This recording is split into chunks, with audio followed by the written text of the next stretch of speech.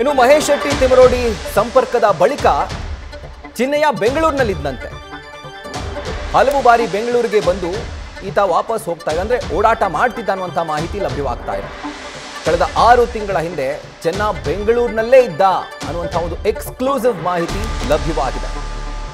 ನ್ಯಾಯಾಲಯಕ್ಕೆ ಹಾಜರಾಗುವವರೆಗೂ ಕೂಡ ಚಿನ್ನಯ್ಯ ಇಲ್ಲೇ ವಾಸವಾಗಿದ್ದಂತೆ. ಅಂದ್ರೆ ಬುರುಡೆ ತಗೊಂಡು ಹೋಗಿ ಪೊಲೀಸ್ ಸ್ಟೇಷನ್ ಕೊಟ್ಟು ನಂತರ ನ್ಯಾಯಾಧೀಶರ ಮುಂದೆ ಹೇಳಿಕೆ ಕೊಟ್ಟನಲ್ಲ, ಅದಕ್ಕಿಂತ ಮುಂಚೆ ಅಲ್ಲಿ ಹೋಗೋದಕ್ಕಿಂತ ಮುಂಚೆ ಇದೇ ಬೆಂಗಳೂರಿನಲ್ಲೇ ಚಿನ್ನಯ್ಯ ವಾಸವಾಗಿದ್ದ ಅನ್ನುವಂಥ ಮಾಹಿತಿ ಲಭ್ಯವಾಗ್ತಾ ಇದೆ. ಆಗಲೇ ಹೇಳಿದ ಹಾಗೆ ಈ ಷಡ್ಯಂತ್ರದ ಎಲ್ಲ ಭಾಗವಾಗಿ ಅನೇಕ ಜಾಗಗಳಲ್ಲಿ ಈಗ ಪ್ಲಾನಿಂಗ್ ಆಗಿದೆ. ಆ್ಯಂಡ್ ಆ ಪ್ಲಾನಿಂಗ್ನ ಒಂದು ಭಾಗ ಅಥವಾ ಪ್ಲಾನಿಂಗ್ನ ಒಂದು ಪಾರ್ಟ್ ಬೆಂಗಳೂರಿನ ಮಲ್ಲಸಂದ್ರದ BHEL ಲೇಔಟ್ನಲ್ಲಿರುವಂಥ ಜಯಂತ್ ಟಿ ಅವರ ಮನೆ. ಡೀಟೇಲ್ಸನ್ನು ಕೊಡ್ತಾರೆ ನಮ್ಮ ಪ್ರತಿನಿಧಿ ಭರತ್. ಈಗ ಯಾವೆಲ್ಲ ಪ್ರಕ್ರಿಯೆಯನ್ನು ಕೈಗೊಂಡಿದ್ದಾರೆ? ಮಹಾಜರ ವೇಳೆ ಏನಾದರೂ ವಸ್ತುಗಳನ್ನ ಸೀಸ್ ಮಾಡಿದ್ದಾರೆ SIT ಅಧಿಕಾರಿಗಳು? ಏನು ಡೀಟೇಲ್ಸ್ ಲಭ್ಯವಾಗ್ತಾ ಇದೆ? ರಾಹುಲ್, ಕಳೆದ 2 ಗಂಟೆಗಳಿಂದ ಕೂಡ ನಿರಂತರವಾಗಿ ಜಯಂತ್ ಅವರ ನಿವಾಸದಲ್ಲಿ ಅಂತ ಹೇಳಿದ್ರೆ ಪೀಣ್ಯ ಸೆಕೆಂಡ್ ಸ್ಟೇಜ್ ನ ಮಲ್ಲಸಂದ್ರದ ಬಳಿ ಇರುವಂತಹ ಜಯಂತ್ ಅವರ ಮನೆಯಲ್ಲಿ SIT ಅಧಿಕಾರಿಗಳು ನಿರಂತರವಾಗಿ ವಿಚಾರಣೆಯನ್ನ ಮಾಡ್ತಾ ಇದ್ದಾರೆ. ಅಂತ ಹೇಳಿದ್ರೆ ಜಯಂತ್ ಅವರ ನಿವಾಸದಲ್ಲಿ ಚಿನ್ನಯ್ಯ ಇದ್ದ ಎಂಬ ಒಂದು ಮಾಹಿತಿ ಸಿಕ್ಕಿದೆ.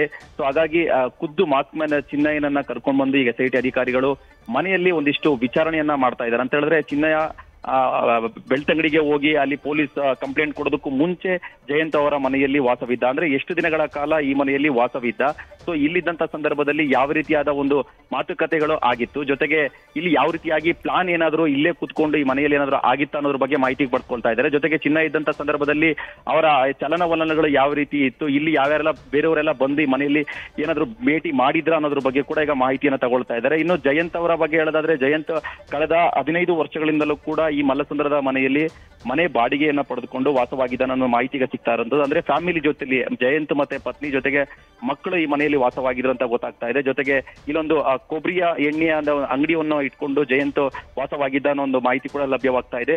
ಸೊ ಹಾಗಾಗಿ 15 ವರ್ಷಗಳಿಂದ ಕೂಡ ಜಯಂತ್ ಎನ್ನುವ ವ್ಯಕ್ತಿ ಇಲ್ಲಿ ಸುತ್ತಮುತ್ತ ಇರುವಂತಹವರಿಗೆ ಚಿರಪರಿಚಿತನಾಗಿದ್ದಾನೆ. ಆದ್ರೆ ಚಿನ್ನಯ್ಯ ಈ ಮನೆಯಲ್ಲಿ ಇದ್ದ ಬಗ್ಗೆ ಸ್ಥಳೀಯರು ಯಾರಿಗೂ ಕೂಡ ಮಾಹಿತಿ ಇಲ್ಲ. ಅಂತ ಹೇಳಿದ್ರೆ ಚಿನ್ನಯ್ಯನನ್ನ ಯಾರು ಕೂಡ ಸುತ್ತಮುತ್ತ ಸ್ಥಳೀಯರು ಯಾರು ನೋಡಿರೋದ್ರ ಬಗ್ಗೆ ಕೂಡ ಇಲ್ಲಿ ಮಾಹಿತಿ ಇಲ್ಲ. ಹಾಗಾಗಿ ಚಿನ್ನಯ್ಯ ಜಯಂತ್ ಅವರ ಮನೆಯಲ್ಲಿ ಸೀಕ್ರೆಟ್ ಆಗಿ ಉಳಿದುಕೊಂಡಿದ್ದ ಅನ್ನೋ ಒಂದು ಅನುಮಾನ ಈಗಲೇ ವ್ಯಕ್ತವಾಗ್ತಾ ಇದೆ. ಹಾಗಾಗಿ ಚಿನ್ನಯ್ಯ ಪರ್ಟಿಕ್ಯುಲರ್ ಆಗಿ ಎಷ್ಟು ದಿನಗಳ ಕಾಲ ಈ ಮನೆಯಲ್ಲಿ ಉಳಿದುಕೊಂಡಿದ್ದ, ಇದ್ದಂತ ಸಮಯದಲ್ಲಿ ಯಾವ್ಯಾವ ರೀತಿಯಾದೊಂದು ಬೆಳವಣಿಗೆಗಳಾಗಿತ್ತು ಅನ್ನೋದ್ರ ಬಗ್ಗೆ ಈಗ ಮಾಹಿತಿಯನ್ನ ಪಡ್ಕೊಳ್ತಿದ್ದಾರೆ. ಇನ್ನು ಹಿರಿಯ ಅಧಿಕಾರಿ SP ಆಗಿರುವಂತಹ ಸೈಮನ್ ಅವರ ಒಂದು ನೇತೃತ್ವದಲ್ಲಿ SIT ತಂಡ ಜೊತೆಗೆ ಸೂಕೋ ಟೀಮ್ ಅಂತ ಹೇಳಿದ್ರೆ ಟೆಕ್ನಿಕಲಿ ಎವಿಡೆನ್ಸ್ ನ ಕಲೆಕ್ಟ್ ಮಾಡುವಂತ ಕೆಲಸ ಕೂಡ ಆಗ್ತಾ ಇದೆ. ಅಂತ ಹೇಳಿದ್ರೆ ಚಿನ್ನ ಇದ್ದಂತ ಸಂದರ್ಭದಲ್ಲಿ ಅವರ ಪಠ್ಯಗಳೇನಾದ್ರೂ ಈ ಮನೆಯಲ್ಲಿ ಇದೆಯಾವ ಅಥವಾ ಹೆಚ್ಚುವರಿಯಾಗಿ ಏನಾದ್ರು ಟೆಕ್ನಿಕಲ್ ವಸ್ತುಗಳನ್ನೇನಾದ್ರೂ ಅವರು ಬಳಸಿದ್ರ, ಆ ಸಮಯದಲ್ಲಿ ಇದ್ದಂತ ಸಂದರ್ಭದಲ್ಲಿ ಯಾವ್ದನ್ನು ಬಿಟ್ಟು ಮನೆಯಲ್ಲಿ ಹೋಗಿದ್ದಾರೆ ಅನ್ನೋದ್ರ ಬಗ್ಗೆ ಕೂಡ ಸೂಕ್ಷ್ಮವಾಗಿ ಮಾಹಿತಿಯನ್ನ ಕಲೆ ಆಗ್ತಾ ಇದ್ದಾರೆ. ಇನ್ನು ಇದು ಸದ್ಯಕ್ಕೆ ಬಿಲ್ಡಿಂಗ್ ನಲ್ಲಿ 4 ಮನೆಗಳಿದಾವೆ. 4 ಮನೆಗಳಲ್ಲೂ ಕೂಡ ಬಾಡಿಗೆದಾರರೇ ಇದ್ದಾರೆ. ಹಾಗಾಗಿ ಓನರ್ ಇಲ್ಲಿಂದ second stage Peenya second stage ನಲ್ಲಿ ಮನೆಯ ಮಾಲೀಕ ವಾಸವಾಗಿದ್ದಾನೆ. ಸೊ ಹಾಗಾಗಿ ಬಾಡಿಗೆದಾರರು ಮಾತ್ರ ಈ ಮನೆಯಲ್ಲಿ ಇರ್ತಾರೆ.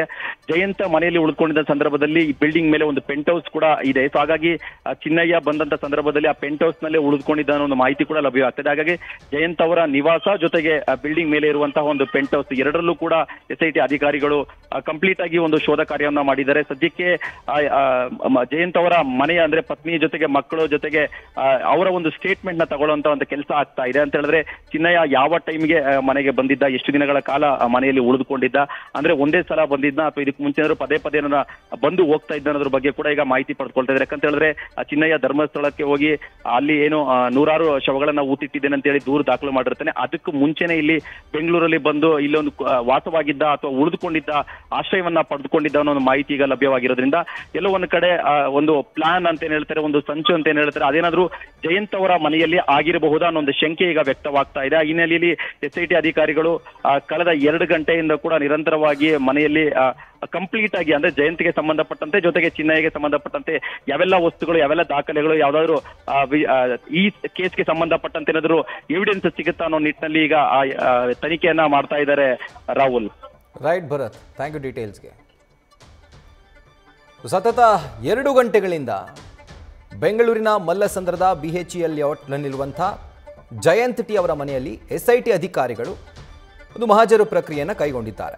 ಆರೋಪಿ ಚಿನ್ನಯ್ಯನನ್ನ ಜೊತೆಯಲ್ಲಿ ಕರ್ಕೊಂಡು ಬಂದು ಜಯಂತ್ ಟಿ ಅವರ ಕುಟುಂಬಸ್ಥರ ಸಮಕ್ಷಮದಲ್ಲಿ ಕೂರಿಸಿ ವಿಚಾರಣೆಯನ್ನು ಮಾಡ್ತಿದ್ದಾರೆ ಅನ್ನುವಂಥ ಮಾಹಿತಿ ಲಭ್ಯವಾಗ್ತಾ ಇದೆ.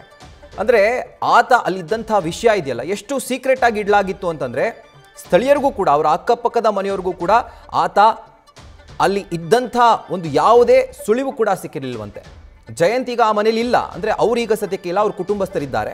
ಅವರ ಕುಟುಂಬಸ್ಥರ ಸಮಕ್ಷಮದಲ್ಲಿ ಬುರುಡೆ ಮ್ಯಾನ್ ಚಿನ್ನಯ್ಯನನ್ನು ಕೂರಿಸಿ ಈಗ SIT ಅಧಿಕಾರಿಗಳು ವಿಚಾರಣೆಯನ್ನು ಮಾಡ್ತಿದ್ದಾರೆ. ಹಾಗೂ ಈ ಒಂದು ಸಂದರ್ಭದಲ್ಲಿ ಯಾವ ಥರದ ಒಂದು ಕುರುಹು ಪತ್ತೆ ಆಗುತ್ತೆ ಅಂದರೆ ಈತ ಈ ಮನೇಲಿದ್ದ ಅನ್ನುವಂಥದ್ದಕ್ಕೆ ಯಾವುದಾದ್ರೂ ಪ್ರೂಫ್ ಸಿಕ್ಕಿದ್ರೆ ಆ ಒಂದು ವಸ್ತುಗಳನ್ನು ಕೂಡ SIT ಅಧಿಕಾರಿಗಳು ಮಹಜರು ಪ್ರಕ್ರಿಯೆ ವೇಳೆ ವಶಕ್ಕೆ ಪಡೆಯುವಂಥ ಸಾಧ್ಯತೆ ಇದೆ.